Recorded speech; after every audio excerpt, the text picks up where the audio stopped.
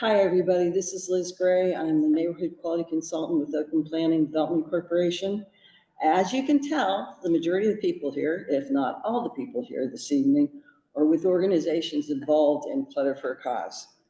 I have to say that in all likelihood, people are taking advantage of the really good weather, which was unexpected and has been in short supply as of late. So I think this, let's pivot a little. Let's take this opportunity to maybe do a little bit more coordination around the groups. And Mavis, can we ask you to start by giving us a bit of background on what's happening with transportation, getting in and out of Oakland over the coming weeks with the move out, CMU's project starting, and all the other glorious things that are happening? Yeah, sure. None of the tough stuff. So I'm going to ask Justin if he could speak to the upcoming closure Fifth and Halkett for Pitt for crane installation. That's, I think, believe starts tomorrow morning. If he can kind of talk about that.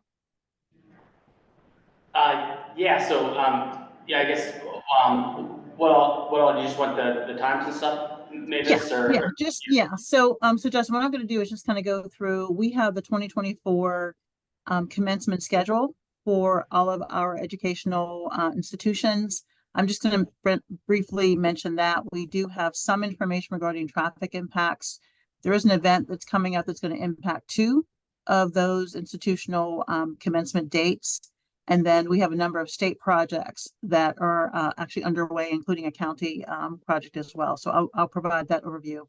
But I figure since you're there, you could talk about the upcoming closure for this week. Yeah, that works. So there will be a crane lift activity at 5th and Halkett. That starts tomorrow morning, Thursday morning, April 18th. And so the road closure will be set up in the morning, and the crane will be erected on Halkett Street. The crane lift will take, and then the crane lift will take place tomorrow.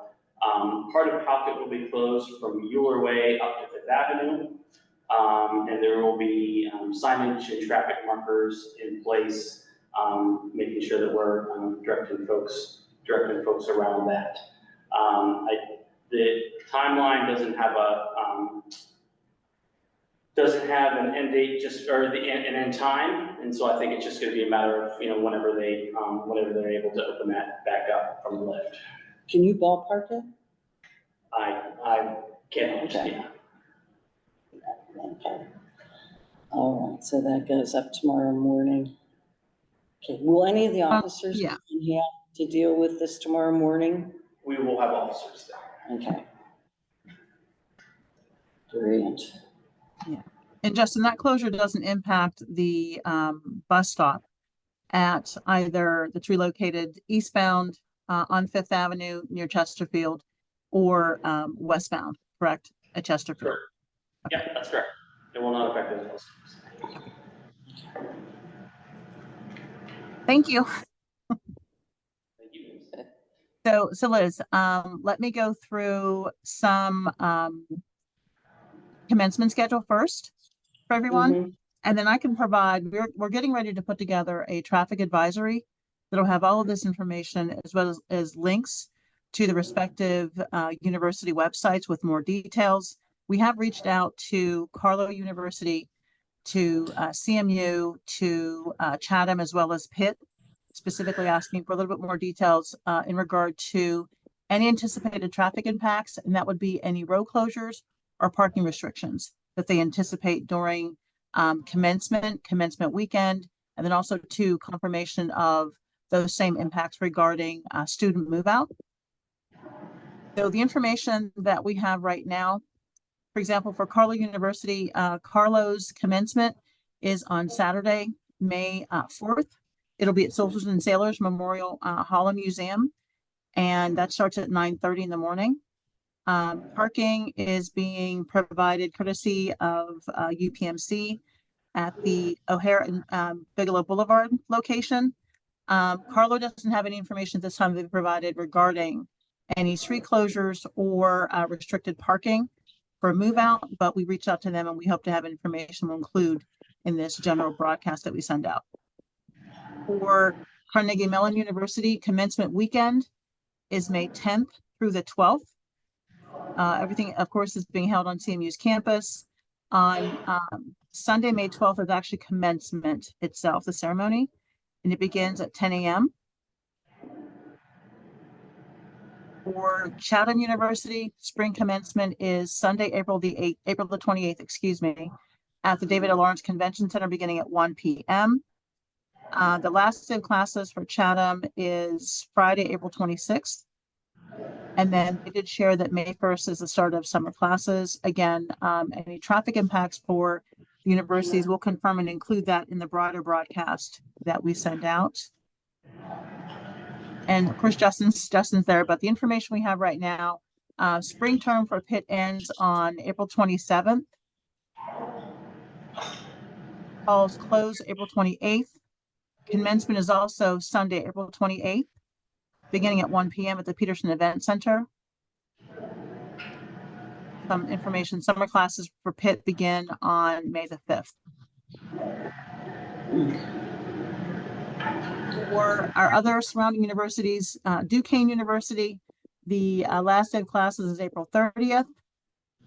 The commencement for Duquesne is actually 3 days. It's May 10th, May 11th, and May 18th at the UPMC Cooper Fieldhouse. Summer classes for Duquesne University begin on June 14th.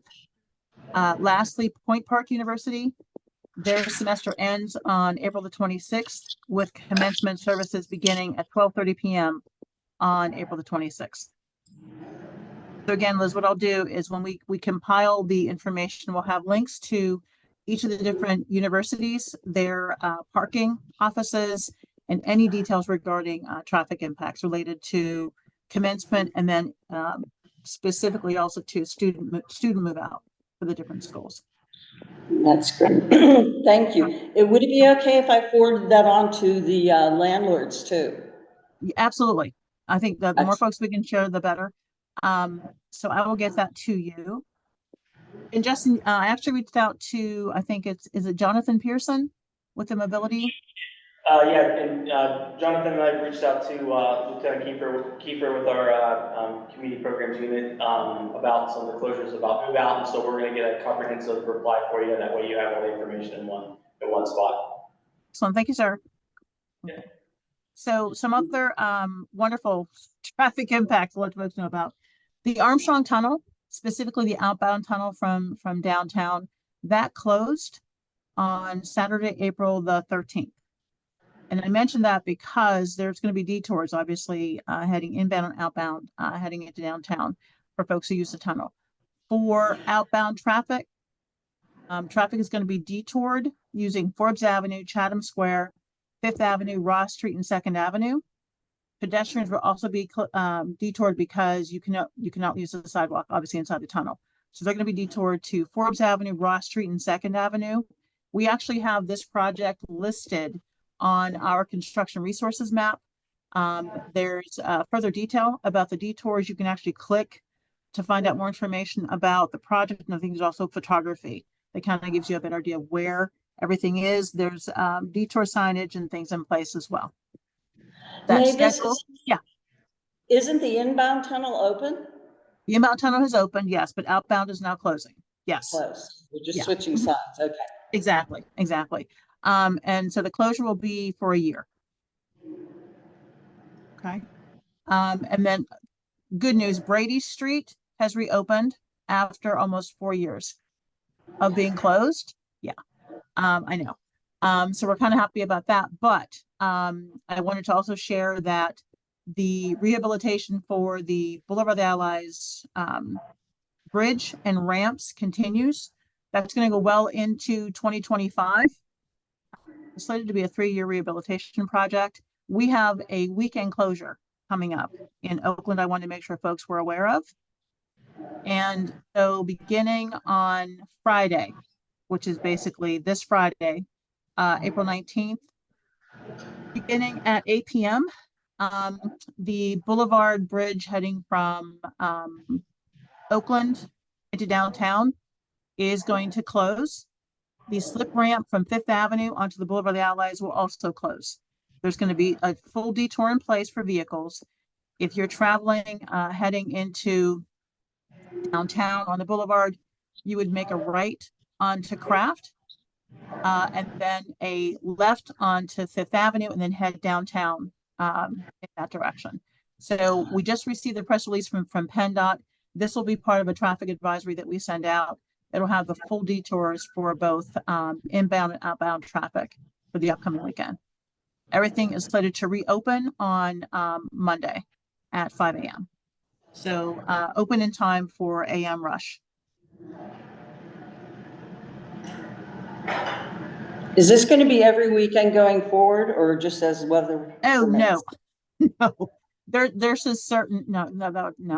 There are 3 full weekend closures that are part of this project. This is part of the federal interstate program, and they will limit the closures that you have. And so the state is trying to mitigate as much as they can where they have to do full weekend closures.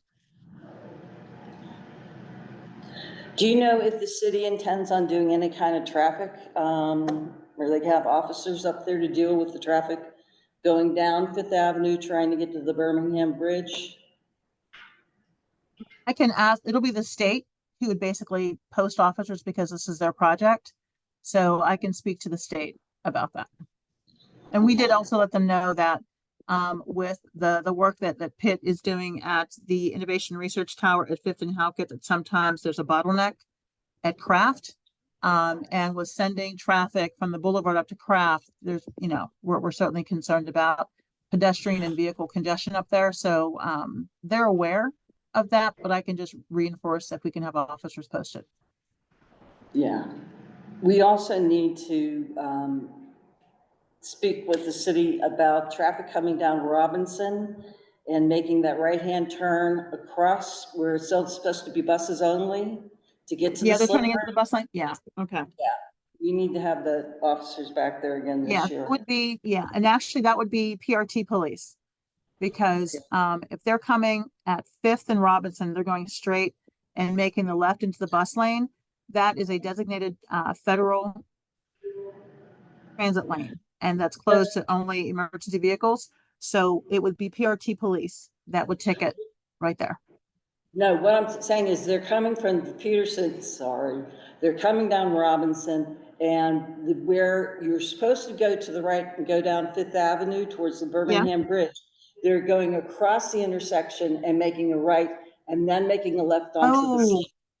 Got it. Yes. Gotcha. Okay, that would be city then. Okay, sorry about that. Okay. Yeah, I'll see the commander tomorrow and I'll ask him about that. And I know that's been, that West Oakland, if they're, on the report block cover meeting, they brought that up with, the mayor's office and, other, city offices too, so they've articulated that. So. Yeah, and right now we have another problem because there are 2 illegal dumpsters very casually dumped on Robinson Street, even though the people that are doing the construction work have been given a stop work order, which I'm trying to get sorted out. But for right now, you've got 2 dumpsters taking up a big chunk of Robinson. Liz, where are they? Right in front of 127 Robinson, that great big old mansion. As you're driving up Robinson, it's on the left-hand side. It's kind of up from the street. You have to go up a set of stone stairs. It's a large old Victorian monstrosity. It's the only way I can put it. But they have been gutting the place, but they had no permits. And they also parked 2 dumpsters and they had no permits for them. So Liz, do PLI you know went if the city sent out an inspector? Has anyone come Yeah, out? they have a stop work order, which like half the people that build in Oakland, they're totally ignoring it. I sent in another 311 today, but I can write Cody an email tonight. Okay.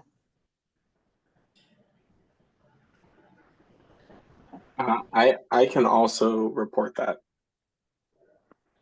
That would be great, Devon. How you doing? Pretty good. How are you? Oh, pretty good. Well, we have a slight break here, and this is my bad. Can everybody introduce themselves? Devon, we'll start with you. Hello, everyone. My name is Davon Brown. I'm the Community Engagement Coordinator and Constituent Services Manager for Councilperson Strasburger's office, which is District 8. Lucy? Hi, I'm Lucy Biscaglia. I'm a student. Okay, Carmela? Hi, I'm Carmelo Mazzotta. I'm also a Pitt student. Okay, Sarah? I'm Sarah Larson. I'm a representative of Kerpeck Management, a local leasing agency. Okay, and other Sarah? Hi, everyone. I'm Sarah. I work for Pitt. I oversee Thriftburg and will be a part of the Clutter for a Cause event. Okay. Mavis? For what it's worth. Yeah, right. Right. Sorry. Hi, folks. Mavis Rainey. I'm the Executive Director of the Oakland Transportation Management Association. Okay. I think there might be other people that just want to be hidden if you want to go. Okay. Is there anybody on Zoom that we haven't introduced? Hi, I'm Anna McKinnon. I'm the Associate Director for Off-Campus Student Services at Pitt.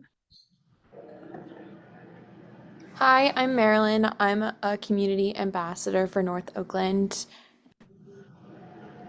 Hi, I'm Kate. I'm also a community ambassador for North Oakland and will be helping out with the clutter. Hi, I'm Josh Sayre. I'm also a community ambassador for South Oakland.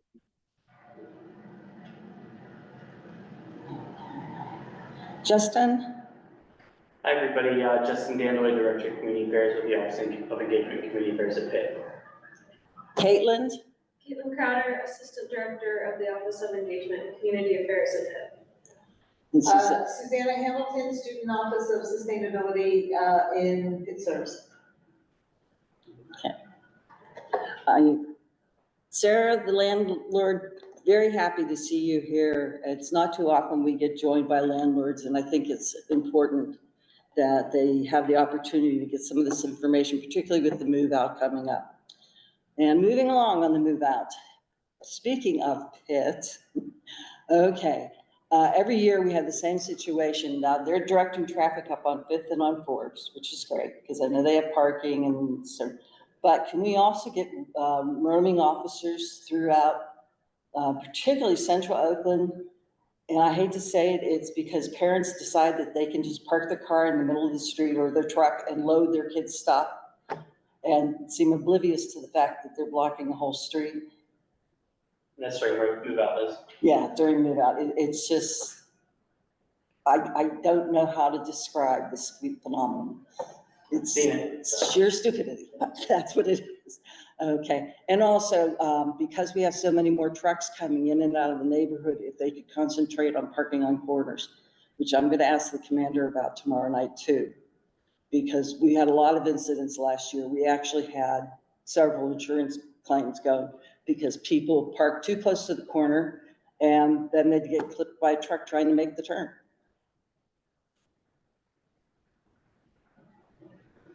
Okay, now who wants to take on clutter? Sarah? Anna? I can get us started. Okay, sir, thank you.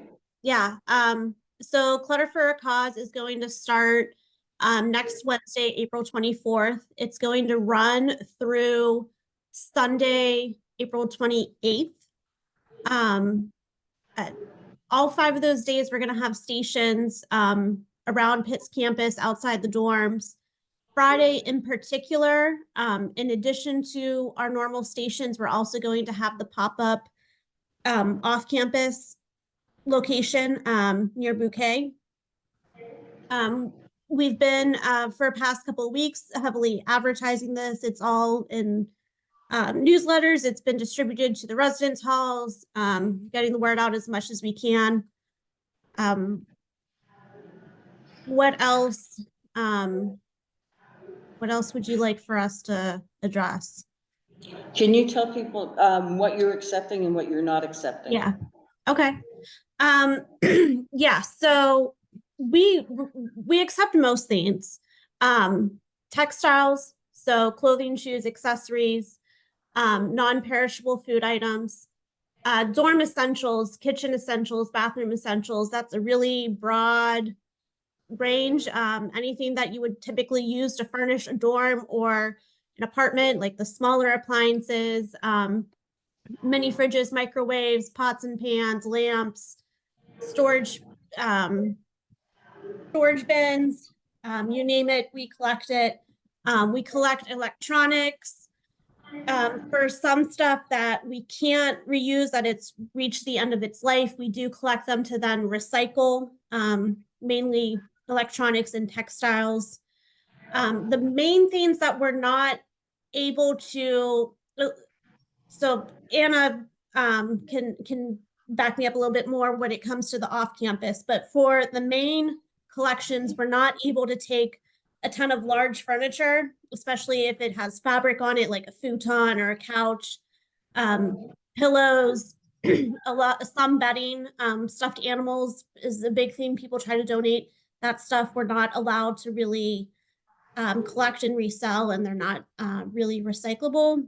Anna, I don't know if you want to fill in what else you guys collect on that Friday. Yeah. So on Friday, Carmelo and Lucy will be collecting furniture as part of a class project. They will be collecting furniture that is non-upholstered, so no mattresses, no pillows, no couches or chairs that have fabric on them. And then they'll also be tabling outside of the OPDC office on Wednesday and Thursday from 12 to 4 if there's any other furniture for people who can't make it on Friday. But any furniture that we get by Friday will be donated to Habitat Restore. Okay, will both of you also be collecting food? Yes. Yeah, Okay. that's because when I spoke to DPW, they said that over 50% of what they were throwing away or taking to the landfill last year was canned or dry food, which could have been donated. And it's, you know, they're paying by the ton, and they're paying to get rid of something that could actually go somewhere. So OPDC will also be accepting food. Yeah, for I know we did it last year, we're doing it again this year. The Pitt Police do a most wanted food drive. And so we have like they have their own promotional materials of like exactly what type of food items they're allowed to accept, and we collect those at all the stations. I think they'll also take some hygiene products. Justin, maybe you know better than I do what hygiene products, and I believe they get donated to a women's shelter. Yes. That's correct. Yeah, as long as they're, you know, like unopened, you know, obviously. Can you let people know if they have upholstered furniture and or stuffed animals that they can be taken to the Goodwill on East Carson, because they have it's literally like an x-ray machine, something that they run them through and they disinfect them to the, you know, 10th degree. So if they want to donate stuff down there, the more we can divert from going to the landfill, the better. Also, is if somebody, you know, because I haven't seen anything, is there a number people can call to reserve somebody to come over and pick up stuff? In general, or as part of this? As part of Clutter this year. So not for the spring. In the summer, the plan will be just to be completely separate, driving around and picking up furniture, but not for the spring. Okay. And Lucy and Carmelo, I'll get you some signage about the Goodwill drop-off. That way you can just have that out at your stations when you're tabling outside of OPDC, and we'll include that in pop-up too.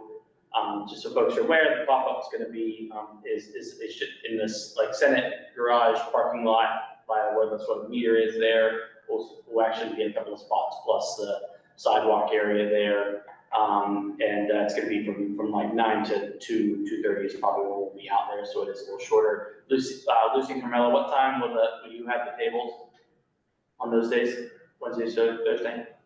We'll be out from 12 to 4. Thank you.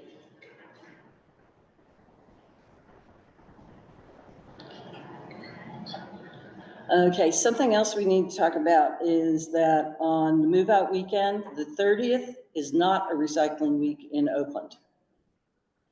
Okay, I don't know.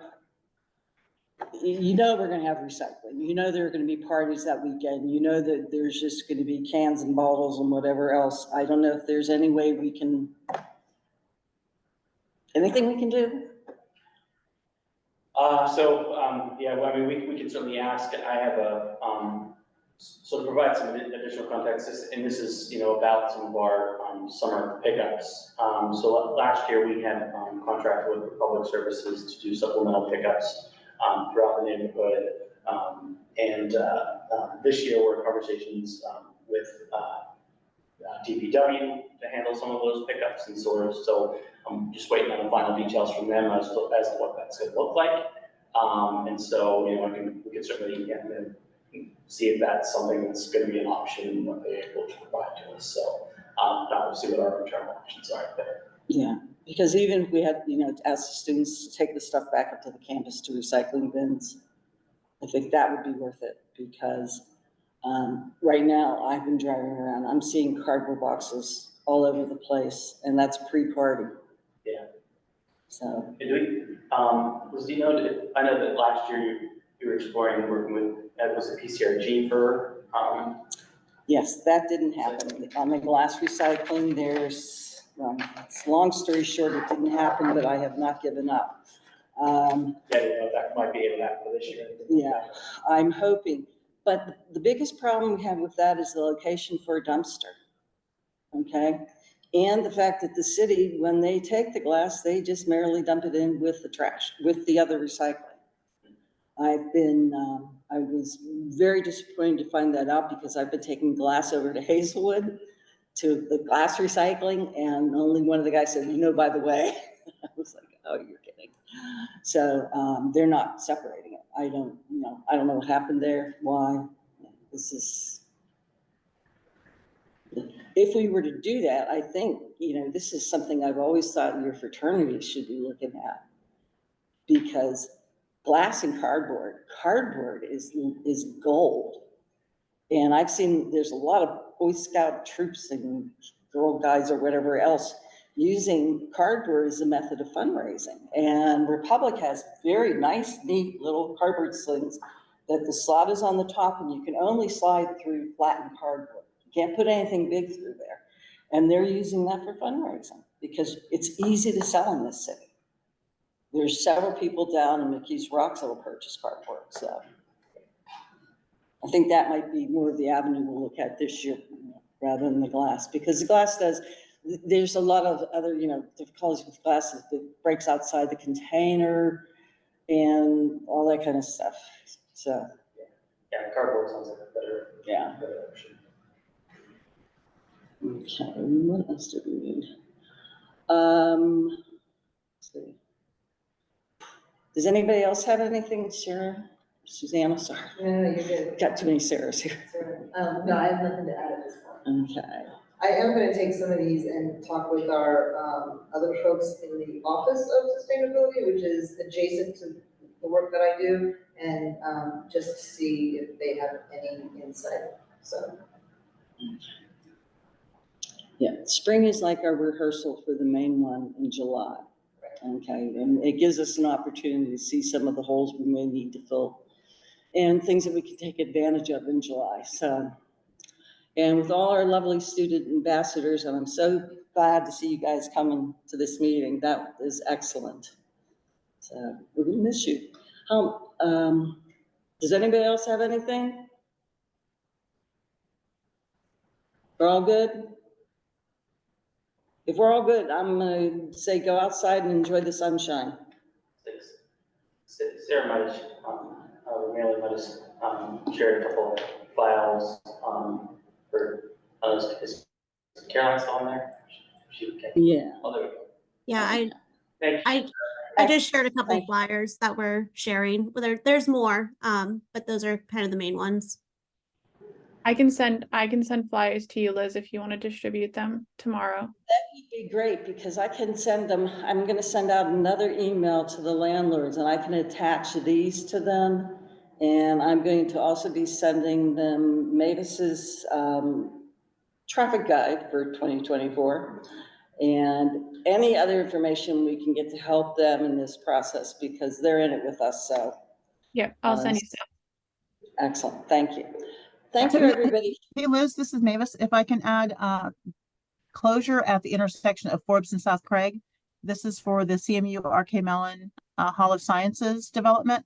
So that construction officially, the demolition of the site officially started Monday, March 25th. The building isn't anticipated to open up until 2027, so it's going to be a long time for the closure. So we're going to include the details about that because it is pedestrian are going to be impacted because the south side of the bridge is closed. Traffic on Forbes Avenue will remain open, so vehicles, transit, and bikes can continue to travel east and westbound through that intersection. Pedestrians are going to be detoured to the north side of Forbes. And then there'll be information about the movement of construction vehicles going into and through the site, and then also access going into the Carnegie Museum. There's going to be some slight variations for them, but that'll be included in that larger traffic advisory that we send out. Okay, great. Thank you, Mavis. All right. Once again, thank you very much for joining us this evening. Let's hope next week goes smoothly for all of us. And if anybody has any ideas on recycling, renewing, rehabbing, rehabilitating, or whatever in Oakland, please give me a shout. This is something I'm very interested in. And I would love to see more people involved. Great. Thank you. Everybody. Good night. Good night, everyone. Have a good evening. Thank you. Thanks. Have a good one. Bye, Devon. Bye, Dawn. Adios.